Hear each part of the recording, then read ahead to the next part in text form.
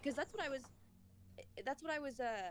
telling him that he should do instead of like calling Shaylin a bitch or saying she's a demon. I was like, you should emotionally regulate, notice that you're about to get unregulated, and take a break. Create physical or emotional space. Go for a walk, right? And then he made that into like withholding sex, and I was just like, oh my god. And then would not let me clarify. And then when I tried to clear, dude, it was a fucking mess. Anyway, I left that conversation, talked to my fiance. I was like, am I abusing you? And he was like, no. In fact, I'm the one, like, he's in our relationship dynamic, I'm the one who wants to keep fighting because I feel like I can get through anything. Like I will submit myself to as much chaos as possible because it's the way that I grew up. But I'm trying to learn how to take breaks, and I was like, you should. I was watching his video, and I was like, this would be helpful for him also. And then I watched the video with I came into the call because I watched the video with you. I think her name's Kyla and Max, and I was like, ugh, fuck. I was getting so upset. Kyla had a girl boss moment though when she was like, I forget what she said, but it was a girl boss moment, but it also made me really sad because I could tell that Max was feeling so like unheard, and he also felt like you were not protecting him, and he felt like you should have. And I don't know if he I felt like there were resonated with points in that. that conversation where I was supposed to be protecting him. I think he might have No, gotten I irritated. don't know. No. I don't think that you should have. Oh no, I'm trying to even that he thought I should have. I think there probably were points where he No. I think that you no. I think that this is I fully think that he felt like because you guys are friends that you should have taken a stance on him that was I think Max is a good guy. He's crazy, but he's a good and you didn't. No, And I you think waited. he was frustrated that I wouldn't take a side, but I think he knew going into that conversation that I wasn't probably going to be 100% on this side, just because. Sure, but he was hoping. Well, maybe. I mean, we all hope, but I don't think that was one of the chief things that he was expressing, or had. I don't think there was an undercurrent of like I wish Stephen would just like blindly defend me regardless of how he feels. Although we kind of maybe, talked about that but a little bit. and I gave that to him, and he could have been like, no, fuck you, but he didn't, and he actually engaged with it for a second, but then he switched it. Yeah, sure. And that's all. I just wanted to see if there was truth in that, and then I was gonna have a follow-up question that was like, where in your life have you also felt like you were, like someone was not protecting you? Like, what comes up for you? Why do you get so emotionally dysregulated? Because also he got immediately emotionally dysregulated in that conversation, and then like snapped at Kylo and was like, "Why are you here?" And I was just like, God, he's only functioning off of his emotions. Well, hold on, wait, real quick. What conversation did you see? How long was it? It was I didn't watch the whole thing, but I watched the part where Kyla was talking to Max, and then Max was like, if you're gonna moderate. Yeah, okay, I understand. You. So I'll say that it's really important. That conversation, you probably caught the last third of what was a 6-hour conversation. And I think there was a lot of stuff leading up to that got everybody emotionally to the point that they were at, which is probably something that's pretty important to be aware of too. So that in terms of explaining everybody's emotional states for it, yeah. Absolutely, I can engage with that. If he was like, no, that's not true, then I would have been like, okay, fuck, let's move on. Like, I was not so, I was not so gung-ho on trying to, like, psychoanalyze him. It really was something I noticed, and then I was accuracy testing with him, and then he kind of engaged with it, and then it just became something completely different. Okay. And that was crazy. And then I also, God, I shouldn't have brought up his mom, or at least if I did, I shouldn't have brought it up the way that I did. Yeah, because that's a big like I'm about to psychoanalyze your whole life. Right? No, totally. And I watched that back and I was like, oh my God, like I couldn't even believe I was doing that. But I was trying to get it out so fast that I didn't think about cushioning it. And it was just like, oh God. And at that point I was just like, this conversation was going nowhere very fast. But yeah, I mean, I think it would have been apt if I was like, well, I don't think you're being charitable to me because I think that you have a bias against me because I represent something that you don't like, maybe that you've seen in another relationship, maybe that you've seen in a parental relationship. Like, I could have I could have said it in a way that actually made sense and didn't. I mean, obviously he's very on the defensive constantly, and I shouldn't have given him something to be defensive about. And that's not the only thing I did bad in that conversation, but it definitely sticks out to me. Our warriors have engaged the enemy. Take your time. Do you think that conversation was insane? Yeah, I mean, it was a huge clusterfuck. Yeah, of course. Okay, and dude, and then he has this like this like I don't know if the average Mr. Girl viewer is an incel, but they all were just like, yeah, she's a demon, and then it became an echo chamber, and I was just like, God, Yeah, don't ever watch. Streamer chats are always usually gonna like pretty valiantly side with their streamer, and then when you throw like sex-related stuff or like gender-related stuff in, it can get compounded depending on the internet communities that you're in. It was horrifying. Yeah, well, the only thing I can really think of is that, like, yeah, if you're going into a conversation like that where there's going to be a decent amount of confrontation or an expectation of confrontation, be ready to be like super duper ultra chill, because people get set off like very quickly. And once you've like gotten somebody in a certain state of mind, it's basically it is impossible to make progress. Like once somebody is like, I don't want to say like triggered, like is it like not triggered, but like once somebody's actually like gotten like angry, yeah, it's like you're all over at that point. Nothing productive. Yeah, it's the floodgates have opened.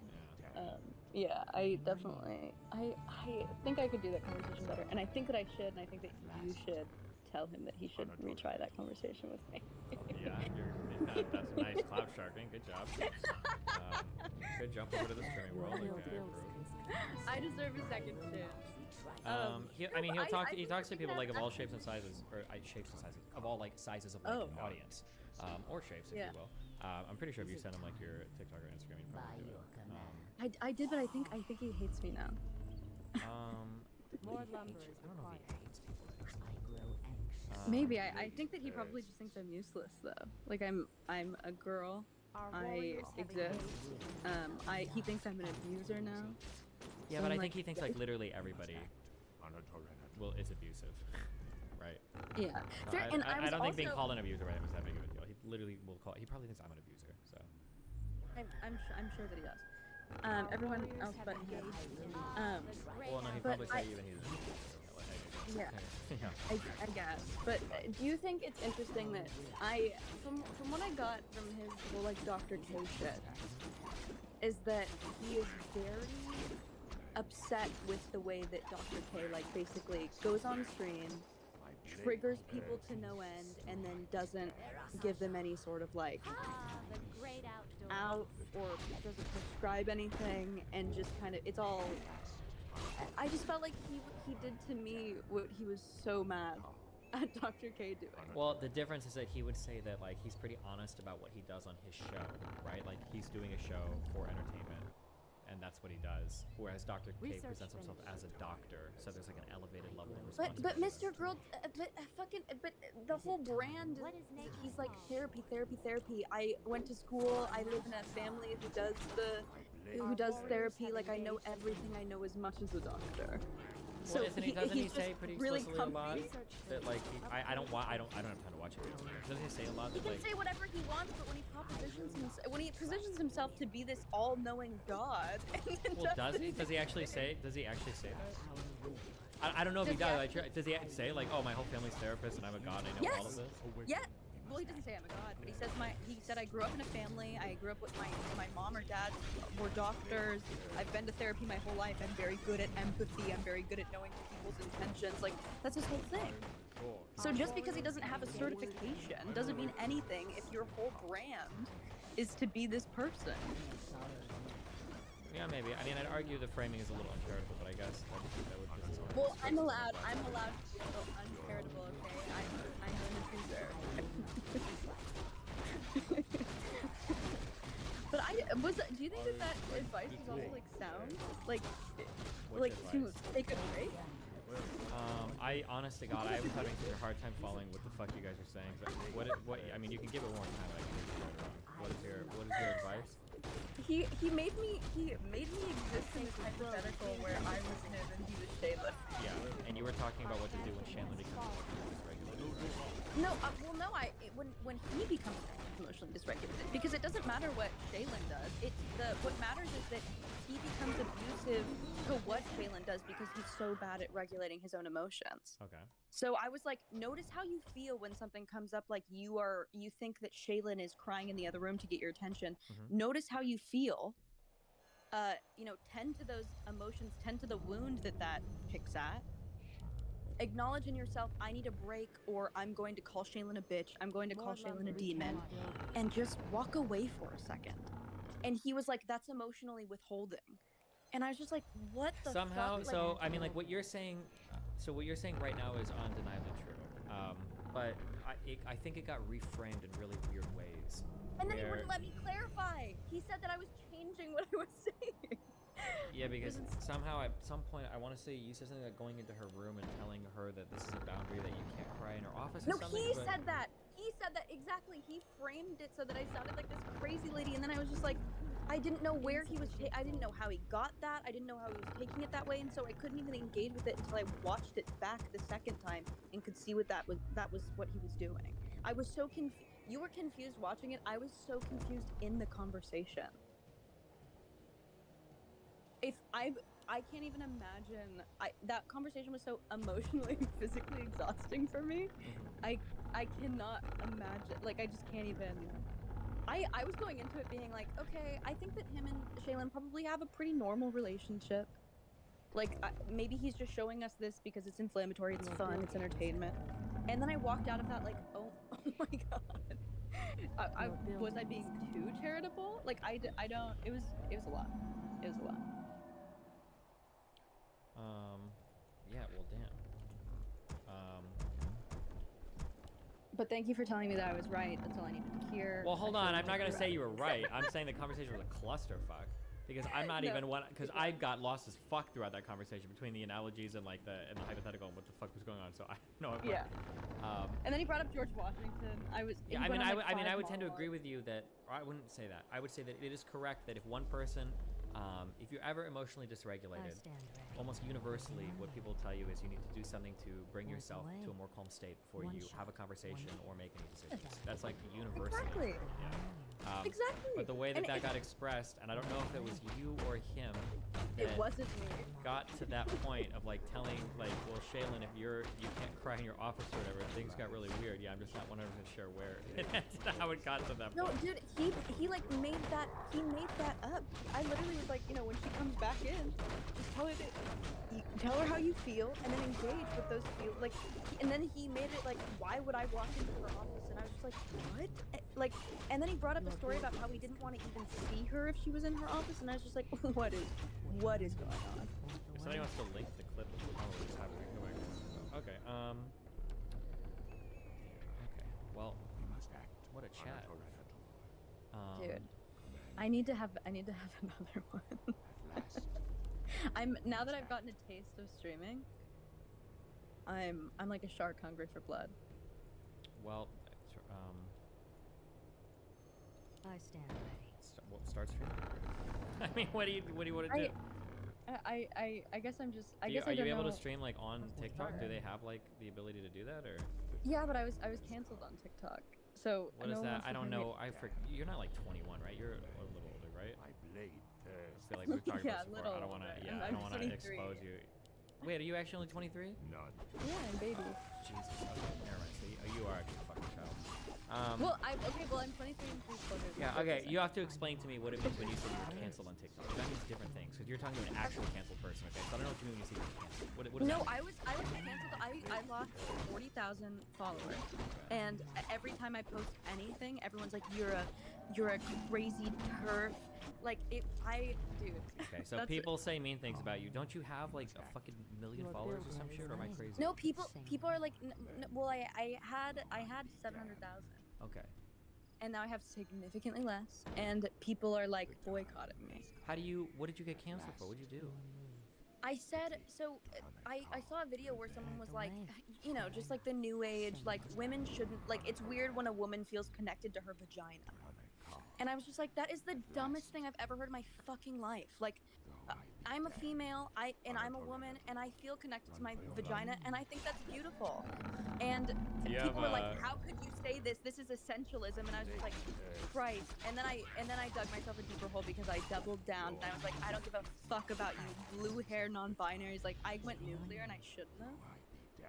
But You guys it brought was, this on yourselves. You Zoomer fucks, okay, are all gonna cancel dude. each other into fucking oblivion. No, I hate all of you dude. so much, but This is not, I'm not this person. And it's why I want to make the jump to like longer form content. I think I would do better in something like streaming because the short form, like, you know, Zoomer, I mean, I'm on the older side of Zoomer. Like I can kind of get with it, but a lot of it is like lost on me. This whole like genderless society utopia is very like not, it's just crazy. It's very crazy. And then it was fucking with my money, so that's canceled. I make significantly less money now, so I've been like hiding.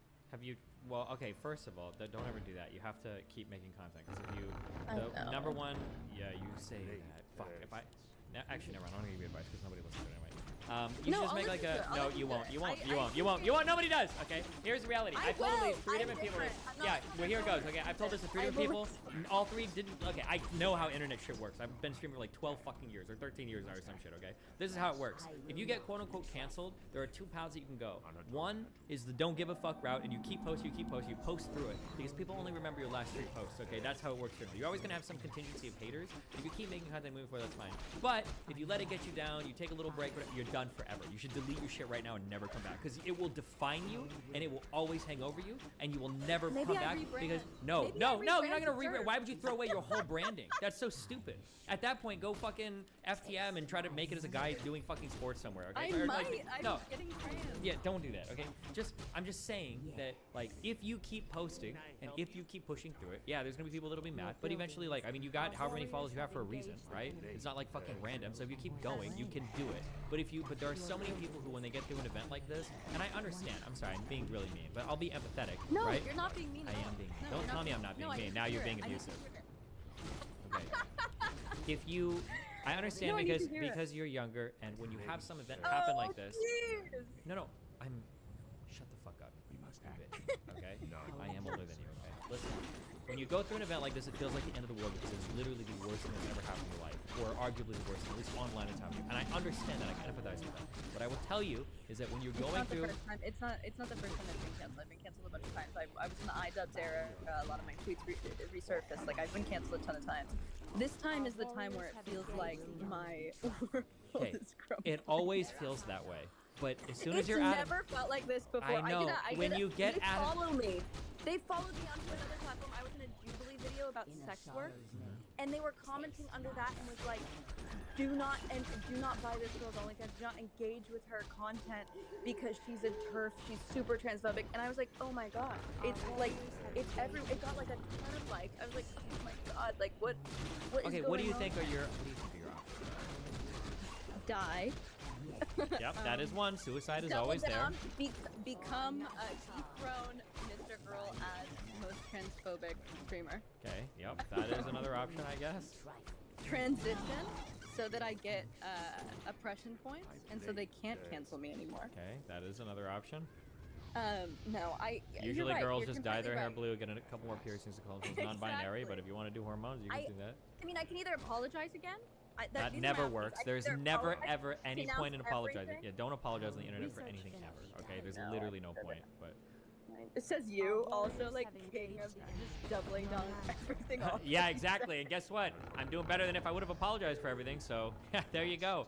Hey, listen, Yeah. I've outlived most of my haters, all right? There's a reason why, okay? That's true. I mean, you're completely right. You're completely right, and I should just. This is the pep talk that I needed. Thank you, Steve. Yeah, just keep posting. Don't if you let it, because here's what happens too, okay? Is you go to post again and you see a few hater comments show up, and then you get discouraged again, and then you stop, and then if you don't post for a long time and you only ever post like every now and then because you're discouraged, every time a few comments pop up, they're gonna like shit on you again, and that's the only reason people will comment is because you barely ever post. So just go back to doing your shit, go as hard as you can, and then fucking do your shit, okay? Like, yeah, that's all you can do. That's literally all you can do. Or You can feel a little bit depressed about it and kind of mope and don't post whatever, blah blah blah blah blah, and then you're done, 100%. And then the internet forgets about me. No, they will never forget if you don't ever do anything. If you don't do anything, then they'll remember you. Oh yeah, there's a girl that stopped when she got canceled because she was vagina-phobic or whatever the fuck, transphobic probably. Because that's the last memory that people have would be that drama, right? And that's what will stay with people. Like, oh yeah, that was a transphobic person, and then that's it. So you have to do something more if that's not the last impression. Yeah, you're right. You're right. Which is why I want to talk to Max. Max is not your road to redemption or your path to salvation. I don't know if you think that's going to be the case, but no. I figured if I could have a conversation with him, then I could have a conversation with anyone. That's probably true. But you're going to like the final boss of difficult conversations, like. I know. I'm not pacing myself at all. Yeah, if you already have issues like talking, relating around stuff like this, like how are you going to? I'm trying to find a way. Also, like I'm trying to get off of away from this like TikTok 30-second video bullshit. You should do like do streaming and YouTubing or streams and then put your shit on YouTube. No, can't you like advertise on TikTok like, hey, I'm doing a live stream here or some bullshit? Yes, and here's another thing. Because I'm bigger on TikTok, I'm starting from ground zero, and that's so embarrassing. Hold on. You're not starting from ground zero. You've 700,000 followers. Basically, you're not. They don't want to watch me stream. They want to watch me in class. Okay, but your female hatred feels very different. If you, yeah, because my female hatred is legitimate and based. If you start streaming on Twitch or YouTube, you've already done it once. Didn't you already? You had over 100 viewers in your first stream, didn't you? Yeah, but like just 100, that's so embarrassing. This is pride. The problem is that like there was a I went trap shooting a while ago, and when I came back to Florida, I live in Miami now. I got on this fucking reserve list with a sick ass fucking Browning shotgun, and it was supposed to be here within 2 weeks, and I have like 2 days. Guns are so cool. And I don't have it yet, and I wish I did, because every time you talk, I want to fucking Kurt Cobain myself, and I can't do it. And it is just triggering the ever-living fuck out of me. How many viewers do you think you need for your first fucking stream? 1,000? 10,000? 50,000? 100 viewers is a lot of viewers. Okay, wait, okay, hold on, wait, actually, let me pull it back. Let me be more empathetic, okay? Because actually, I do understand a little bit, okay? 100 viewers in streaming is a lot. It seems like nothing because when you're on like TikTok, if you have 10,000 followers on TikTok, you're not shit, really, right? Yeah. Yeah. If you have 10,000 viewers on a stream, you are making over $1 million a year in income on just streaming. It's the conversion for like value in viewers is way higher in live streaming. You're better off having 10,000 concurrent viewers on a stream than you are having 1 million subs on YouTube. It's massively disproportionate. So if you can live stream and get up like to 1, 2, 3, 400, 500 like live concurrent viewers, like you're on the road to making a really, really decent amount of money. Like 400 or 500 viewers can get you like well, you're a girl, so a low six-figure income probably just on that viewership alone, and then your other monetization channels or whatever. So like funneling to your OnlyFans or whatever other bullshit you do. So don't get discouraged by starting out with only 100 viewers. That was with one fucking stream, and you didn't even advertise it that hard, so you could probably get more too. So keep moving forward, okay? I'll keep moving. I'll keep moving. Thank you for this pep talk, Dad. Okay, don't get discouraged, okay? There are a million sad, lonely guys, okay, who are fucked in life. Just waiting for me to abuse them. No, well, yeah, that too. But I'm just saying, when you say things like everything you said, you're an incel factory, okay? You're creating incels en masse. You're turning me into an incel, okay? I'm sorry. I'm sorry. Well, actually, no, I'm not sorry. You're right, but I'm not sorry. Thank you. Bye, hot tub. Get an ASMR mic. Good luck. All right, bye.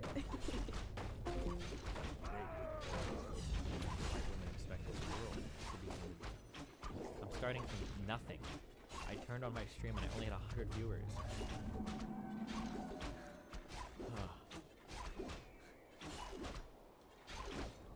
Who was that?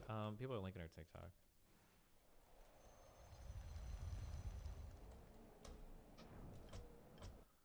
Link to the crying reaction. The best that I could. I would try to laugh about it so I didn't break something. Okay, so I did that. And then when she came back and was ready to talk like an adult, I would have said, "You cannot do things like this anymore." You can't when I said in your about own office.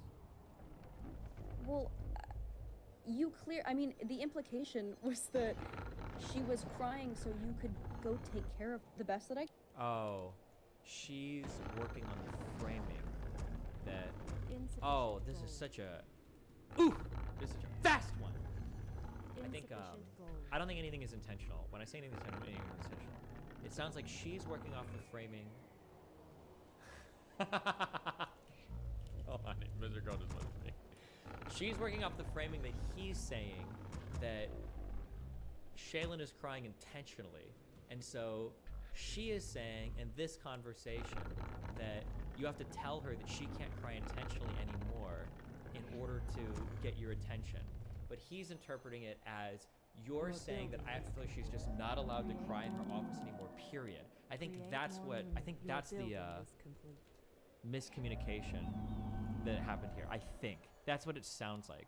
Or you guys can take the other thing and you can actually think that she's legitimately saying you should tell your partner they can never cry. But I think that's what's being said here. Because now she's confused at the end, I think, because then he brings up, he's like, When I said about.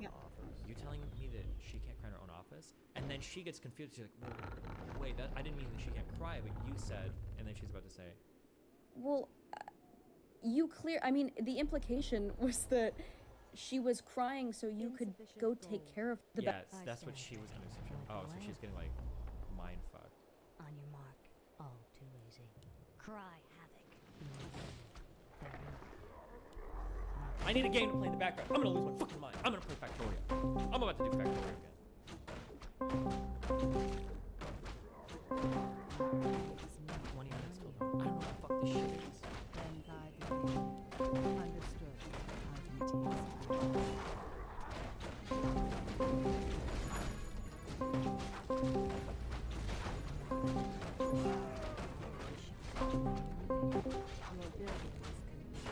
You just platformed the devil. I am the Iron Hand. What a small world. Let me I know.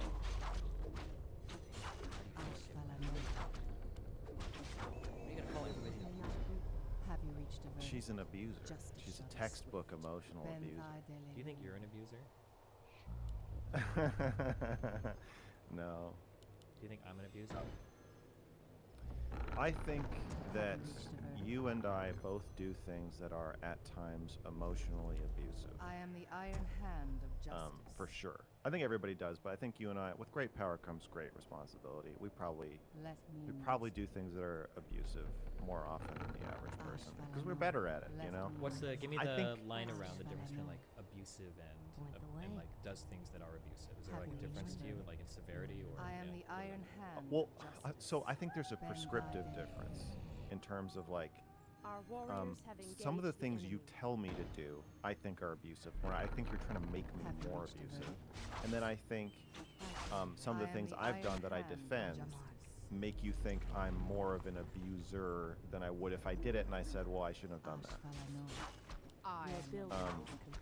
So like I think okay, yeah. So like you can. So if I like there's a video of me screaming at Shaylin calling her a fucking idiot outside of a grocery store. Oh yeah, we saw it in the parking lot. Yeah, in the parking lot at night, right? So I'm not proud of that. You don't see me going around saying like, no. That was me being honest. I was expressing myself. I had to do that. So that makes me that's abusive, but it doesn't make me look like an abuser unless I'm saying like, no, that was great. You know what I'm saying? So I think that's the difference. Is like if you do abusive things, but then later you're like, no, I should have done that. And that was good that I did that. Then I think it's more. You're starting to get more. Yeah. Wait. So I feel like there's a contradiction from something else. Because it sounded like with the girl you were talking to, it sounded like you said at one point Let the hunt that begin. no abuser would actually say that. They'd be like, well, obviously I'm not being abusive, or it's not intentional, it just happens, right? Are there really, with the line for abuser, you'd say an abuser is just somebody that looks back at their abusive behavior and is unremorseful? I am the Because I feel like a lot of Iron Hand justice. abusers are constantly remorseful. They're like, oh, I'm so sorry. That's and true. they keep doing it. Let me investigate. Yes, that's true. Okay, so I guess that's another way you can be an abuser. So the way I think she's an abuser is I think she actually thinks the abusive things she does Have you are reached good. a verdict? Okay. Understood. Okay, so I'm saying they're abusive, and she's saying no, they're not abusive. It's good that I'm doing this. That's why I don't think you should platform her, and why I am not going to do a stream with her, because I think the messages she's sending are terrifying and abusive, and she wants them to be. So I would platform her if she was like, if she had called in and she'd been like, wow, I do this really fucked up thing where I tell my boyfriend he's not allowed to express his feelings, or I'm going to emotionally withdraw from him and not have sex with him. If she said that, like, that's fine. Then it's like, whoa, now you're being honest. But if you're gonna say it's good that you do that, or then obfuscate that you just said that, or try to mind fuck me right after you say it, then it's like, well, now you're telling people to be abusive. That seems bad. But I agree with you. There is the constantly guilty, repentant abuser who just is in a pattern of doing the same thing over and over again and doesn't actually want to change it, but just feels really bad about themselves. Sure. Yeah, and I'm not like trying to say that like you have to rigidly define. I was just curious if in your head there was like a rigid definition, or if you're just kind of like using terms or whatever. Yeah, because like I understand there are like people can be abusive, and then you have like abusers. And I would say like that's probably someone does abusive things a lot or something. Yeah, I'm not likely to call someone an abuser unless they're saying, I believe in this behavior. This is good. This is a good way to handle it, and I think it's abusive. Okay. I'm so curious, okay? And let me be clear. Your Max, building okay? is completely. I'm on the other end of the room right It's now. all love, My baby. one I am the iron leg is hand hanging out of the window, justice. ready to go. Correct. But I'm just really curious. Do you two want to chat? And I can agree on more than I am the or iron there are hand actually of real justice. disagreements here. Because I can't tell that last conversation am I fucking or what? Or because you said earlier, I don't want to talk to her because she's going to be crazy. So like, yeah, you don't have to. I'm not as scared if you wanted to try that. Have you reached a No, verdict? sure, I'll try it. But I want to say before you, Yeah, go for before it. she has before she's allowed to Absolutely. start mind fucking me and you, and this can be part of our demonology intervention where I'm trying to teach you how to be a demonologist like I am. True. And, I already hate women stop just for this. different reasons, but go ahead. I am the Yes. iron hand of justice. Right, of course. When we can work with that, that's going to be helpful. Okay, that's good. When she said, I would set a boundary around Shaylin crying in her office. Okay, so like, And I said, okay, or you finish actually. Yeah. So, the problem there that I kind of jumped over without explaining it, but the problem there is the power of definition. Who gets to decide why she's crying in her office? Is it Shaylin or is it me? In her example, it was me. So functionally, if I get to decide, if Shaylin goes and cries and she wails loudly in her office, if I'm listening to it and I say, well, that doesn't sound like grief to me. That doesn't sound like sadness. That sounds like controlling. So you're not allowed to do that. Then effectively, I am deciding that my empath mind reading, deciding what you're feeling things, actually is not just what I believe or what I'm experiencing, but it's actually taking real precedent in the relationship. It takes precedence over what you think is happening. I've now given myself the power of definition and the power of writing the narrative, and I'm defining your reason for crying. If I get to choose it, then effectively I get to decide when you're allowed to cry and where. And I think that is abusive. So it's one thing to tell your girlfriend, I think you're being manipulative by crying in your office, but it's another to say, I'm so sure that that's what you're doing, that you're not allowed to do it anymore. You're not allowed to cry in your own office. It just, that feels like... I feel like yeah. I could be wrong, because I don't know. Maybe that'll get resolved in some way. But it sounded to me like when she was saying it was your framing of like, it felt to me like this. It felt like you were saying that Shaylin was crying intentionally just to get your attention. In which case you would be able to like, hey, like this is something you have to stop doing. I don't think you're allowed to say that. You don't think you can say that? I don't think you can say you have to stop crying in your office, whatever the reason is. Shaylin and I have to be allowed to cry in our offices.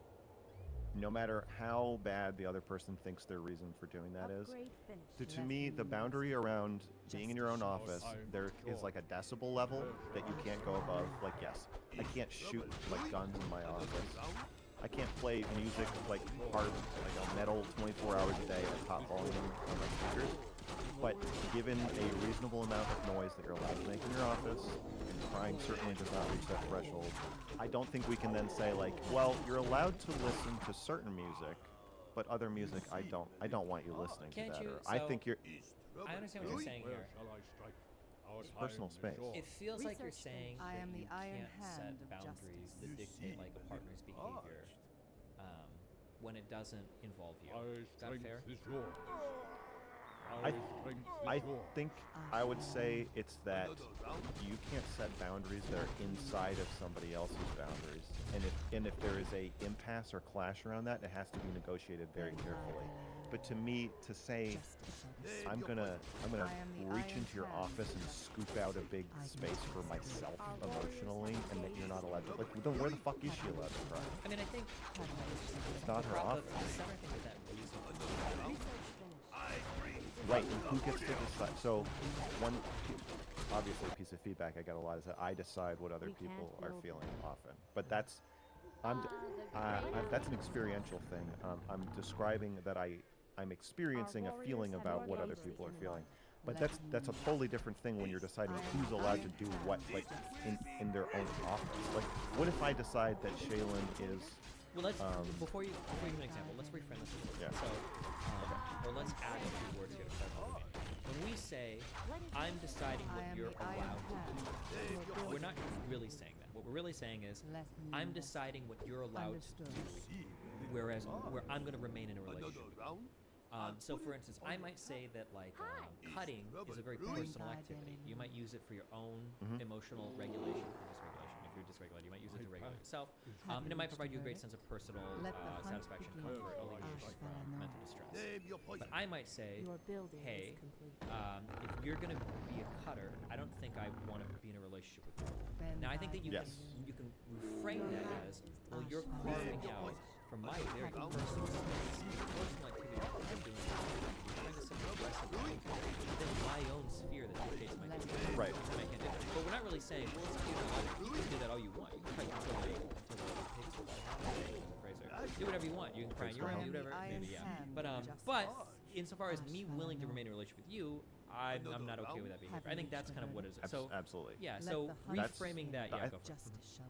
Okay, so I think that's reasonable because when your partner's cutting, it does have an impact on you. Yes, it's their body, but what they do to their body does emotionally and psychologically affect you. So I think the couple has to figure out like where that reasonable line is, and to me, Could that not saying, be? Could that not like be around like crying or crying loudly or something? Yes, exactly. So if the rule is straight up, you can't cry loudly, then okay. So if your partner's cutting, you don't care why they're cutting, right? Like I don't want to be in a relationship with somebody who mutilates themselves. With the crying thing, the thing that makes it abusive inherently is not that I'm saying you're not allowed to cry at all in your office. I guess we could just agree mutually in our house crying is not allowed. I think that's, I guess, abusive to both of us because I just believe in emotional expression. Wait, okay, hold on. Let's back up. And I need to.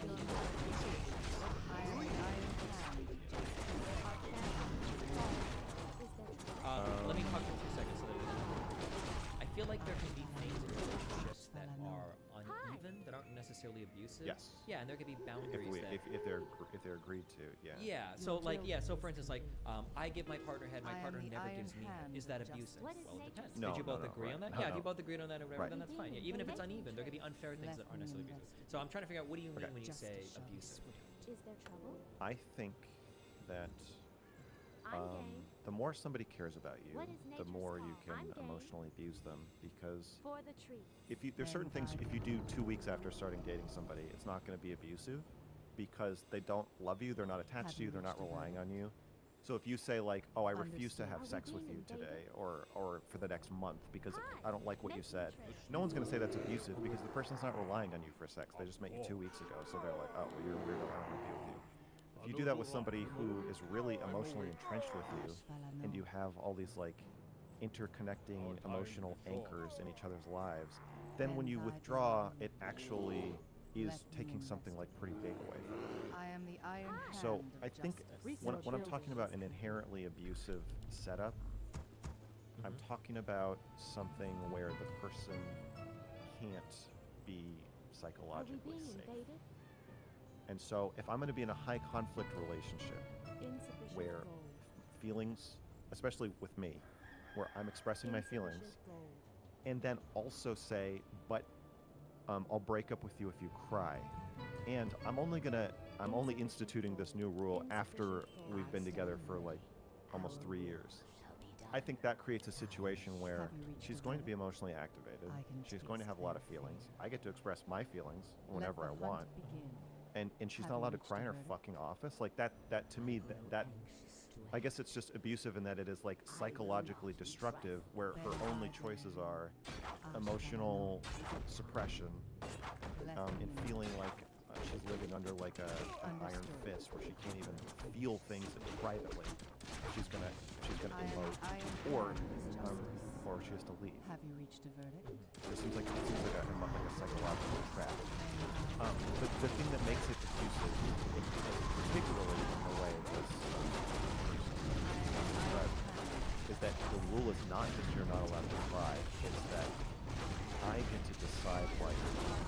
And if from listening through the walls into your office, I don't like the way you're crying, if I don't like the context in which you started crying, if I think that there's some kind of pattern, like it opens the door for so much projection of me being like, I'm deciding why you're crying, and because of the reason that you cried, that I decide, even if you don't agree with me, I'm going to withdraw from you. From parent to child, it's abusive for a parent. Yes. I think there's certain situations where you can set a boundary around crying. So you can say, and I think boundaries should be set with love. Of course. And this is Because, another. like, This is so, like, another. I can give an example here. So there are times when Nathan would get really upset about something and he would cry. We because he was can't upset, build there. which is, I think, respectful. If a kid is crying because something's genuinely upsetting, then I can't. You, like, don't cry. You sound like a dipshit if you scream that at a kid. There were also times, especially when Nathan started to get, he was like 8 or 9, when bedtime would mean like he's gonna be in his room, kicking, making noises, and crying sometimes because he's trying to get somebody to come in, open the door, have a conversation with him, so that he can stay up later. That was just like a thing that if he didn't want to go sleep at a certain time, he'd do that. Do you think that it's abusive at that point? I shouldn't have made this personal now because I don't want to taint your. I don't care if you call me a bad parent or abusive or whatever. It doesn't bother me. But I'm curious, like at that point, that I think that you do. So now we. No, yeah. Now we're Okay, I have no child. I'm just kidding. This isn't about me. Okay. Okay. Yeah. Let's say a parent goes into a child's room and they're like, "Hey, stop crying. I know you're just making sound because you want me to come in and talk to you again to keep you awake past your bedtime. It's time to go to sleep." Do you think that that's like an abusive interaction for the parent to tell the kid like you need to stop crying and making noises? I think or, I think it's confusing because you're doing the thing that they're trying to get you to do while saying that you're not going to do it. Like you are in their room having a conversation with them, even though it's probably not the conversation they want. You are not holding the boundary. If the boundary is like, I'm not going to come into your room and talk to you, you can't go into the room to say that. So I guess the way I would handle it is just don't. Sure, you might handle it differently, but I mean, at some point you might have to, because I would argue that a lot of child like acting out is usually for attention, but I mean, at some point you have to give them some, especially really in public areas, you have to give them some kind of attention, otherwise they'll keep. Absolutely. Okay. So just in the specific example, the boundary I would set is, I'm not after I say goodnight. And we've said goodnight.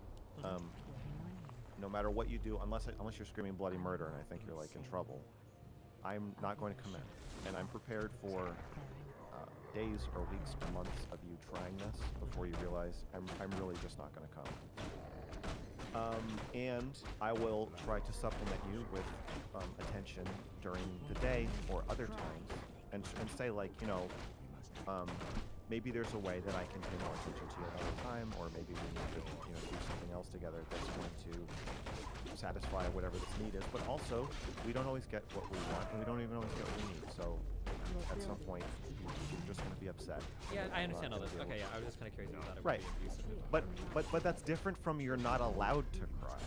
That's so another thing is, I think when I say boundaries should be set with love, you're setting the boundary of this is the limit Well, of my fuck yeah, it's a little bit participation. different because the parent-child it doesn't work here because you can't just dump your kid because you're tired, like you could like within a relationship, right? No. I'm not even talking. Yeah, but I'm not talking about dumping the kid or dumping the Shaylin. I'm saying that you're saying I love you, but and it doesn't mean I don't love you if I don't come when you are doing this thing. But I just don't think this is a good dynamic for us, so I'm not going to be able to do this.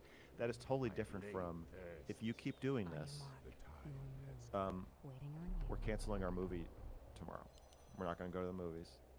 No breakfast, no dinner, no hugs, no love, which is more what the abuser was suggesting on the call. Is I'm going to start taking things away from you in order to force you to comply. That's not while it is structured like a boundary. It's not really a boundary. It's coercion. And I think that when you're setting a boundary with somebody, you need to give them two choices, and the choices both need to be like kind of like loving.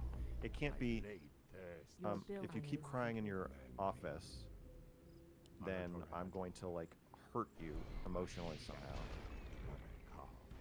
I mean, I think doing it in the first place is weird, but even if you were going to set that boundary, I think it would need to be more like, if you cry in your office, then I'm going to need to leave the house to get away from it. Is that okay, or do you consider that abusive?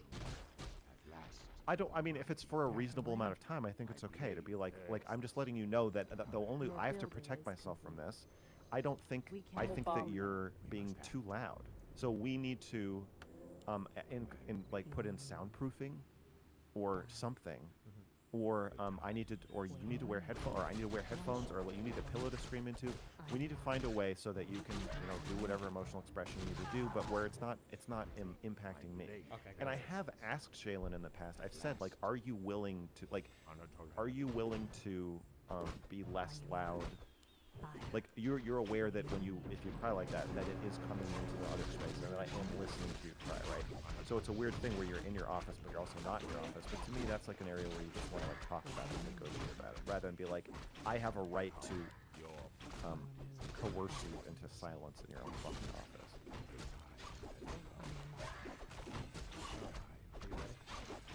Yeah. Are you kidding me? I'm an expert. I know exactly how to handle someone like this. Thank you. Hello. Hey. Why is this not? Point the way. Something is fucking. Can you hear me? We can hear you Yeah. loud and clear. Can you hear us? Yeah, I can. Okay. I'm curious how much you two actually agree on or disagree on. I mean, are you actually curious? Because I feel like you know, because I already clarified it to you. Well, yeah, but obviously you both clarify. Are you abusing me? Why the fuck? I'm the Yes. moderator here, okay? I'm not the one to fight with. You don't want to get on my bad side, okay? Or you're going to be triple fucked for this conversation. okay, You've never been right. before, so Yeah. slow down. Steven, Sorry. this is good. Okay. I'm really proud of you. Thank you. Oh my god. Okay. Good job. Wait, I want to recenter on this idea of. Let me. Okay, so I heard what you were just saying, Max. Yeah. And I. Wait, no. Steven's moderating. Oh my god. Yeah, but if she. Max, you don't let just- me talk. Wait, You okay, wait, hold on, literally wait, you- monologued for Wait, It's already wait. happening, man. Hold on, wait. You Everybody can't calm let it down. Okay. Everybody calm I'm down. calm. I just want to talk. Yeah, I that's just pretty- You're want not to calm. speak. Oh, you're calm? Stop! You're not calm. Everybody stop. Okay. Okay. I am the moderator. If I talk, then you guys need to chill. Okay. Okay. All right. Now, you had something you wanted to bring up. Flowerhead girl. What do you want to be called in this conversation? Me? Unless Just you think laugh. Laugh. Okay. Laugh. Go ahead. Bring up what you wanted to bring up. So I watched what you were saying, Max, and I feel like you mischaracterized me yesterday, in the way that I think you were. Maybe you were being uncharitable for attention, or maybe you actually thought I was saying this, that you should emotionally withhold from your partner as punishment if they don't do what you ask them to do. And that is not what I meant. And then I tried to clarify, and he said, "Oh, you can change it now." Okay, wait, hold on. I'm gonna request this. So now that we're all talking, we have the ability to say what we meant. So rather than accusing people of saying, "Why did you mischaracterize that?" Just say like, we can just talk about what we meant, and then we don't have to worry about like if anybody misunderstood anybody or anything. So can you give me in your clear words, what did you mean when you went about this withholding thing? And then Max, respond with what your issues with it were or are. Is it time? I meant that when you feel yourself getting emotionally dysregulated by something that Shaylin does, regardless of it really has nothing to do with Shaylin, honestly. It has more to do with you, is what I was getting at. Is when you feel yourself becoming emotionally dysregulated and you're gonna do something like call her a bitch or call her a demon or make her cry, whatever, that you should probably acknowledge what you're feeling. Oh, jeez. Wait, I can't control whether she cried. What does that mean? No, of course you can't. I understand. Call her a bitch. If you Call her a say, demon. Those are things I control. Those are actions I take. But making someone else cry is not related. Okay, I'll walk it back so you don't just strawman me. But I'll walk it back. I'll walk it back. I'm not strawmanning you to just literally say back to you what you just said. Okay. When she, okay, hold on, Lav. When you said make her cry, you didn't necessarily mean anything to make her cry. No. You mean doing a behavior that is going to be upsetting, obviously. Yeah. Yes. Of course. Okay. All right. Yes. That instead of doing that, you can self-regulate and decide to take a walk, create emotional and physical distance, like, going out for the night, shooting some hoops, just doing something that is away from that conversation until you can come back and not re-trigger each other consistently. So it's a conversation that actually has health. Okay, so All right. Go ahead. So Max, she's saying that when you feel like you might be step back, re-regulate. Go. So from the point of view of the other person in the relationship, and maybe an outsider, depending on how things go, it could go either way.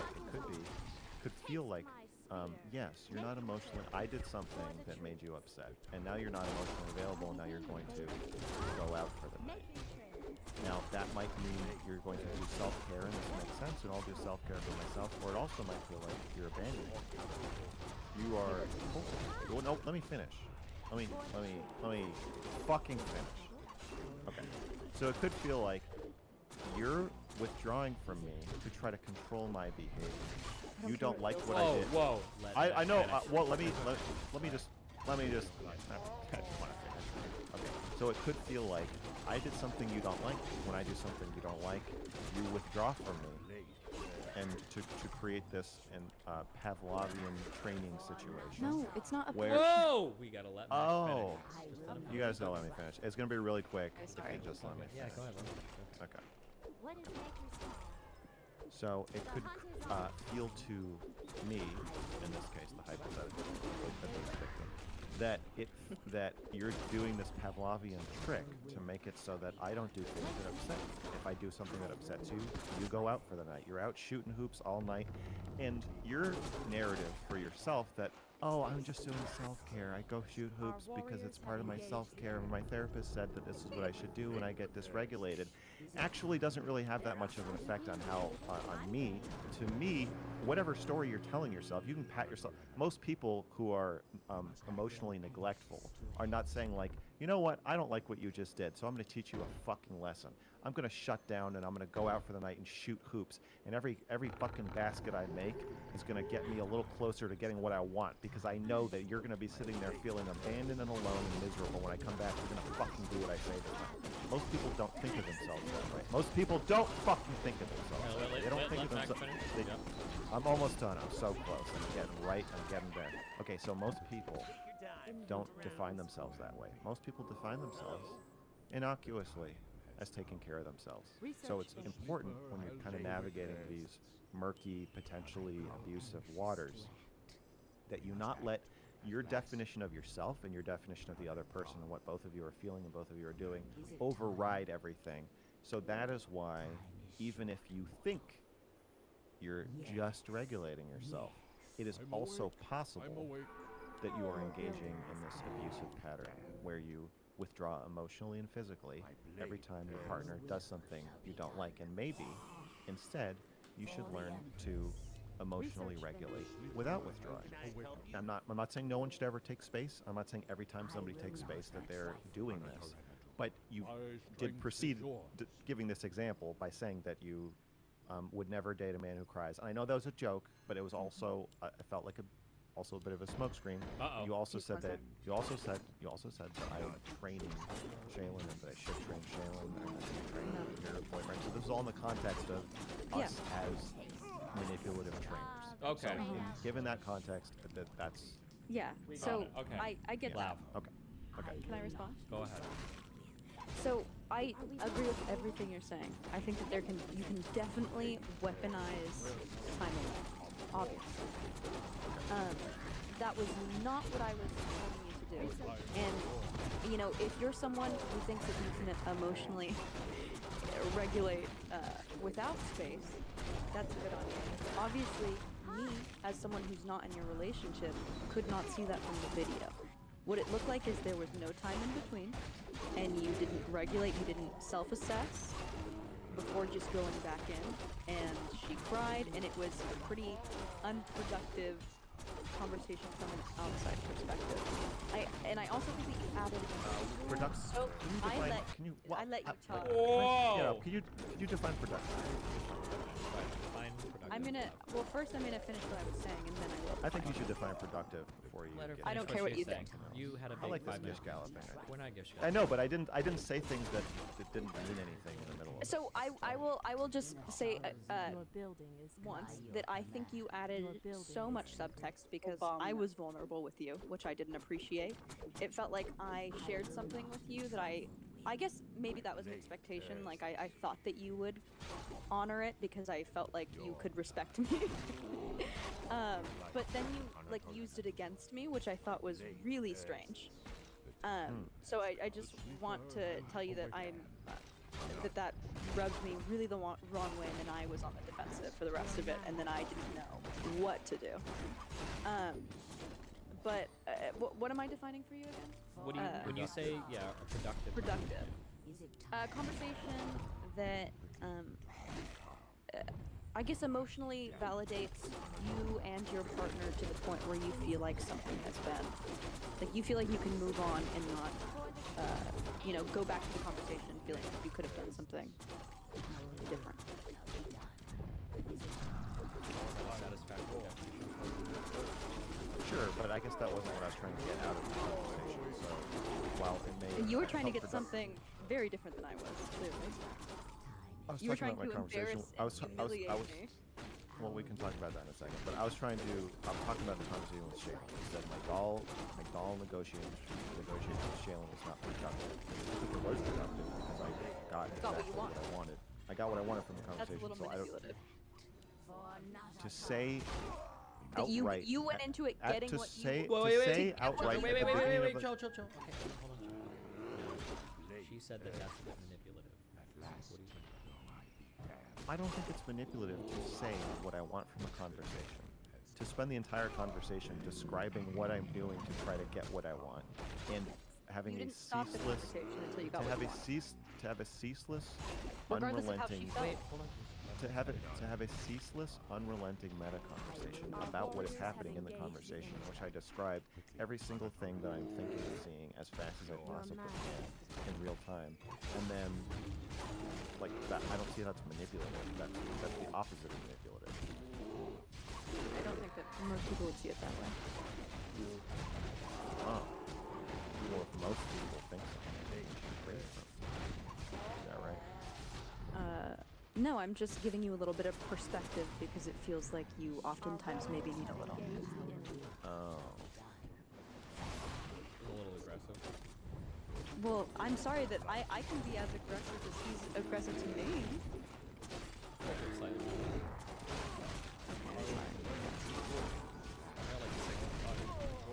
Okay, I'll go to 4.5.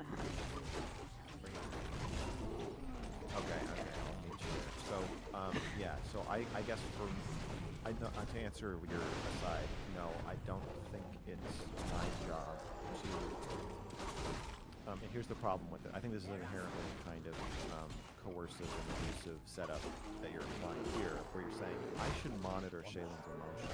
No, I didn't say And- that. And I Well, don't even let me. want to Okay, here's what you did say. You said that I relentlessly, I didn't end the conversation until I got what I wanted, regardless Which of is how true. she was feeling. Yes, Which that's is true. true. Now, this raises a couple questions. Why would I end a conversation in which I'm asking for something before I get what I want?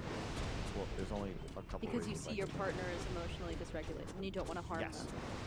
Good. Okay, so this is why I'm saying that you seem to think it's my job to determine whether Shaylin is emotionally fit.